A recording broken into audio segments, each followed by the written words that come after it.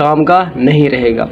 اللہ تبارک و تعالیٰ کا سب سے بڑا کرم یہ ہے کہ آپ کا باطن سب پہ آشکار نہیں، آپ کا باطن ظاہر نہیں۔ اگر آپ کے باطن کے متعلق آپ کے اندری سوچ کے بارے میں کسی اور کو پتہ چل جاتا یا پتہ چل جائے تو پھر آپ تو شرم سے ہی نفسیاتی مریض بن جائیں گے۔ یہ اللہ تبارک و تعالیٰ کا سب سے بڑا کرم ہے کہ ہمارا باطن سب پہ آشکار نہیں۔ ہم اپنے دل کے اندر نہ جانے کتنے سوچتے ہیں، ہمارے مائنڈ کے اندر روز نئی سوچیں، نئے آئیڈیاز آتے ہیں، نئے نظریات آتے ہیں۔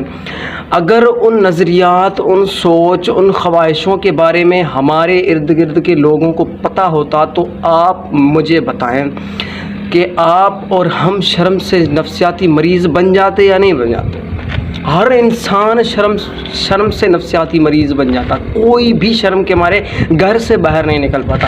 لیکن آپ اور میرے رب کا سب سے بڑا کرم یہ ہے